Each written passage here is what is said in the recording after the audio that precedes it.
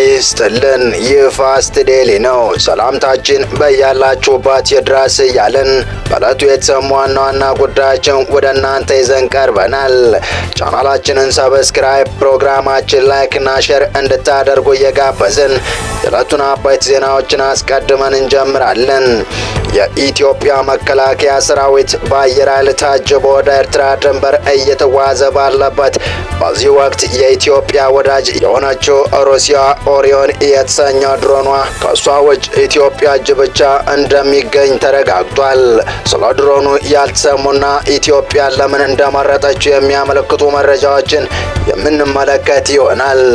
በሌላኛው መረጃችን ደግሞ ከኢትዮጵያ ጋር ወደ ጦርነት ለመግባት ዝግጅት ላይ የሚገኘው ሻዕቢያ በኤርትራ በተካሄደ አንድ ፕሮግራም ላይ የፈጸመው ተግባር ብዙዎችን ሲያስቆጣ እንደ ጦርነት ትንኮሳም ተደርጎ እየተወሰደ ይገኛል። በዚህ መሃል ደግሞ ከሻዕቢያ ጋር ጽምዶ የሚል ጥምረት በመፍጠር ውጊያ ከፍቶ የነበረው ህወሓት ውጊያ በከፈተበት ወቅት ለኤምባሲዎች አግዞኝ የሚል ደብዳቤ ጽፎ እንደነበር ተገልጿል። በዝርዝር የምንመለከታቸው ይሆናል። እስከ ፍጻሜው አብራችሁን ቆዩ።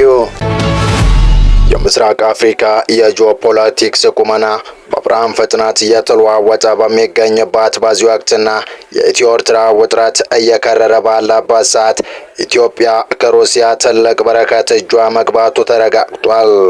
ኢትዮጵያ የሩሲያው ኦሪዮን መካከለኛ ከፍታ ያለው ረጅም ጊዜ የሚቆይ ሰው አልባ አውሮፕላን የመጀመሪያዋ የውጭ ኦፕሬተር መሆኗ ተረጋግጧል።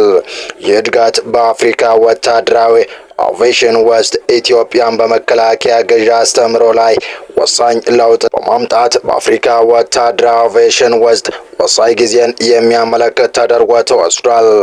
ኢትዮጵያ ከሩሲያ ጋር ያላትን የቆየ ሁለትዮሽ ግንኙነት አጉልቶ የሚያሳይ ነው እየተባለ ሲሆን በተመሳሳይ ጊዜ ሞስኮ ከጂኦግራፊካዊ ሉዓላዊነት ባሻገር ዓለም አቀፍ የዩኤቪ ኤክስፖርት ገበያዎች ላይ ዘልቆ ለመግባት ያላትን የረጅም ጊዜ ምኞት ኦን እያደረገ ነው እየተባለ ይገኛል።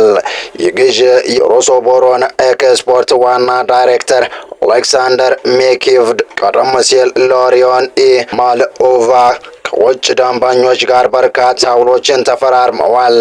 ለኢትዮጵያ የኦሪዮን ስምምነት ከማድረግ ግዥ በላይ የሚወክል ሲሆን በተለይም በትግራይ ግጭት ወቅት የተጣሉትን የምዕራባውያን የጦር መሳሪያዎች ቀለቦች የአሜሪካንና የአውሮፓን ሰው አልባ ስርዓቶችን እንዳያገኙ መከልከላቸው የኢትዮጵያ ሉዓላዊነቶችን የሚያከብሩ አስተማማኝ አጋሮችን በማፍራት ላይ ያለውን ሰፊ ትኩረት የሚያንጸባርቅ ነው። ከሞስኮ እይታ አንጻር የኦሪዮን በአፍሪካ የኤክስፖርት ጅምር ስትራቴጂካዊ ግንኙነቶችን የሚያካትት ሲሆን የሩሲያ የውጭ ጉዳይ ሚኒስትር ቃል አቀባይ ማሪያ ዛካሮቫ ግብዓቶችን በዓለም አቀፍ የመከላከያ አቅርቦት ሰንሰለቶችን ውስጥ የምዕራባውያንን የበላይነት ሚዛን ለመጠበቅ በሚያስችሉ ከፍተኛ የቴክኖሎጂ ዘርፎች የጋራ ጥቅም ያለ ትብብር እንደሚያካቱ ከዚህ ቀደም የተናገሩትን ያጠናከረ ይሆናል። የግብይቱ አንድምታዎች ከሁለቱም የመከላከያ ግንኙነቶች በላይ ይዘልቃሉ የተባለ ሲሆን ምክንያቱም የኢትዮጵያ የድሮን ዘመናዊነት በአፍሪካ ቀንድ በቀይ ባህር ኮሪደርና በባብ አልማንዴብ ስትሬት ውስጥ ካሉ የደህንነት ተለዋዋጭነቶች ጋር በቀጥታ የሚገናኝ ነው ተብሏል። የኢትዮጵያ የኦሪዮን ግዥ የጦር ሜዳ ትምህርቶችን የጂኦፖለቲካዊ ማስተካከያዎችና በኤክስፖርት ላይ የተመሰረተ የመከላከያ ፈጠራን አንድ ላይ በማጣመር የአፍሪካን የአየር ላይ ጦርነት ገጽታ በጥልቀት ለማድረስ ያግዛል። የኢትዮጵያ ግዥ ዋና ዓላማ የኦሪዮን የዲዛይን ፍልስፍና ሲሆን ይህም የምስራቅ አፍሪካን የደህንነት አካባቢ የሚያመለክቱ ሰፊና ፈታኝ በሆኑ ትርኢቶች ላይ ለዘላቂ ስራ የተመቻቸ ስለሆነ ነው ተብሏል።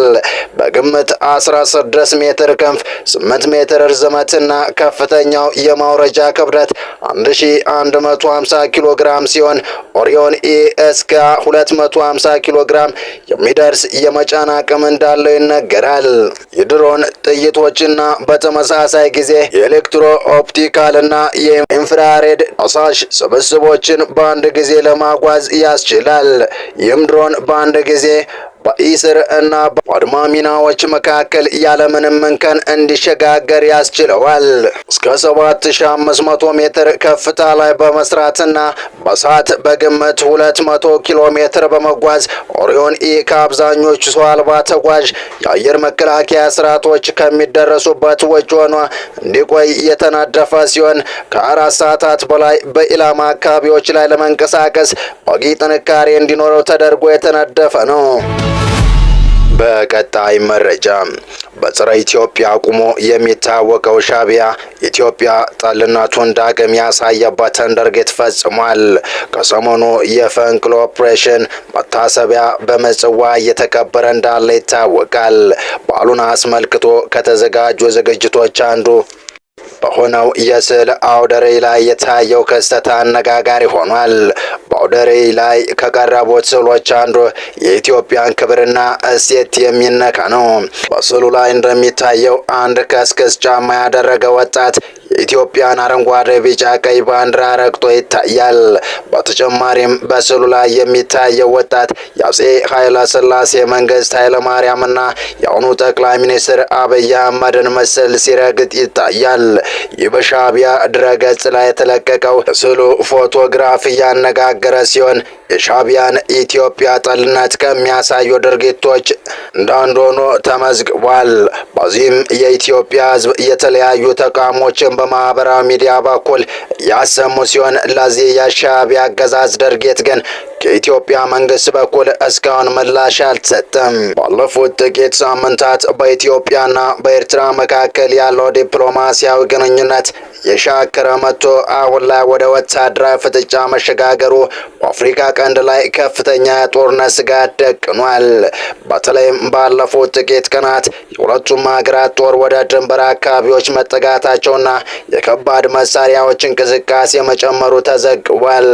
በዚህ መሃል ነው ታዲያ ከጦርነቱ ትንኮሳ የማይተናነስ ተግባር በኤርትራ መንግስት በኩል የተፈጸመው። የተለያዩ መረጃዎች እንደሚያመለክቱት የኢትዮጵያ መከላከያ ሰራዊት ታንኮችና የረጅም ርቀት ተተኳሽ መሳሪያዎችን ጨምሮ ወደ ሰሜኑ የሀገሪቱ ክፍል ወይም በተለይም ወደ ኤርትራ ድንበር በሚያምሩ አቅጣጫዎች ሰፊ እንቅስቃሴ እያደረገ ይገኛል። በተመሳሳይ መልኩ የኤርትራ ጦር በድንበር አካባቢዎች ያለውን የሰው ኃይል ቁጥር እየጨመረ መሆኑና የመከላከያ ምሽጎችን እያጠናከረ መሆኑ ተመልክቷል። በዚህ አዲስ የውጥረት ማዕበል ዋና ተጠቃሽ ምክንያቶችም የኢትዮጵያ መንግስት የባህር በር የማግኘት ፍላጎትን በይፋ መግለጹን ተከትሎ ኤርትራ ይህንን እንደ ሉዓላዊነት ስጋት መመልከቷ፣ በሁለቱም ሀገራት ባለስልጣናት መካከል የሚደረገው የቃል ልውውጥ እየጠነከረ መምጣቱ፣ በተለይም የኢትዮጵያ ውጭ ጉዳይ ሚኒስትር ኤርትራ የኢትዮጵያ ሉዓላዊ ግዛት ይዛለች በሚል ጦሯን እንድታስወጣ በቅርቡ በደብዳቤ መጠየቅ ይታወሳል። ኢትዮጵያ ኤርትራን የሀገር ውስጥ ታጣቂዎችን እንደ ፋኖ ያሉ ትደግፋለች ስትል ስትከስ፣ ኤርትራ በበኩሏ ኢትዮጵያ ወረራ ለመፈጸም ሰበብ እየፈለገች ነው የሚል ምላሽ እየሰጠች መሆኑ ተጠቃሽ ናቸው። በዚህ በሁለቱ ሀገራት እንቅስቃሴ የተለያዩ አካላት ስጋት እንደገባቸው የገለጹ ሲሆን የተባበሩት መንግስታት የሰብአዊ መብቶች ከፍተኛ ኮሚሽነር ቮልከር ቱርክ በቅርቡ በሰጡት መግለጫ በሁለቱ ሀገራት መካከል ያለው ውጥረት አደገኛ ደረጃ ላይ መድረሱን ገልጸው ሁለቱም ወገኖች ከጦርነት ቀስቃሽ ድርጊቶች እንዲታቀቡ አሳስበዋል። ጦርነቱ የሚቀሰቀስ ከሆነ ቀድሞውኑ በግጭትና በድርቅ የተጎዳ የአፍሪካ ቀንድ ቀውስ ይበልጥ እንደሚባባስ ይታመናል። ምንም እንኳ እስካሁን ይፋዊ የተኩስ ልውውጥ ባይጀመርም የሁለቱ ሀገራት ጦር ለውጊያ ዝግጁ በሆነ ሁኔታ በድንበር ላይ መገኘቱ ሁኔታውን በማንኛውም ሰዓት ሊፈነዳ የሚችል ፈንጅ አድርጎታል። የዲፕሎማሲ ጥረቶች ካልተጠናከሩ በስተቀር አካባቢው ወደ ሌላ መጠነ ሰፊ ጦርነት የማምራት እድሉ ሰፊ ሆኗልም እየተባለ ይገኛል። በመጨረሻም መከላከያ ተኩስ እንዲያቆም ህወሓቶች ለኤምባሲዎች ደውለው ነበር ሲሉ አቶ ጌታቸው ረዳ ገለጹ። አቶ ጌታቸው ረዳ ከቲቢኤስ ቴሌቪዥን ጋር ባደረጉት ቆይታ የትግራይ ወጣቶች የጦርነት ስህተት አካል እንዳይሆኑና ውጤቱ በሌላው ግጭት ውስጥ እንዳይሳተፉ ጥሪ ያቀረቡ። በዶክተር ደብረጽዮን ገብረ ሚካኤል ለሚመራው የህወሓት ቡድን ስልጣን እንደ ኦክሲጅን ነው ያሉት አቶ ጌታቸው የአሁኑ አመራር ለህዝቡም ሆነ ለጊዜያዊ አስተዳደሩ ፕሬዝዳንት ምሕረት እንደሌለው ገልጸዋል። ከሌተናል ጀነራል ታደሰ ወረደ ይልቅ እሳቸው ትግራይን በተሻለ ሁኔታ መምራታቸውን የገለጹት አቶ ጌታቸው በኃላፊነት ዘመናቸው በርካታ ሰንሰለቶችና ወጥመዶችን በመበጣጠስ መቻላቸውን ጠቁመው ጀነራል ታደሰ ግን ያከናወኑት አንዳችም የለውጥ ስራ አለመኖሩን ተችተዋል። በተጨማሪም አቶ ጌታቸው ከሳምንት በፊት በጸለምት አካባቢ የተከሰተውን ግጭት በማንሳት የትግራይ ታጣቂዎች መግባት ወደ ሌለባቸው ቦታዎች ኃይል ለማስገባት መሞከራቸውን ገልጸዋል። የሀገር መከላከያ ሰራዊት አትገቡም በማለት ለሰዓታት የዘለቀ ክርክር መደረጉና ታጣቂዎቹ ጥሰው ለመግባት ሲሞክሩ ግጭቱ መከሰቱን አስረድተዋል። ተኩስ ከተከፈተ በኋላ መከላከያ ሰራዊት እንዲቆም አዲስ አበባ ለሚገኙ የውጭ ሀገራት አምባሳደሮች በመደወል ድጋፍ ለማግኘት ቢሞክርም ሳይሳካ መቅረቱን አቶ ጌታቸው ይፋ አድርገዋል።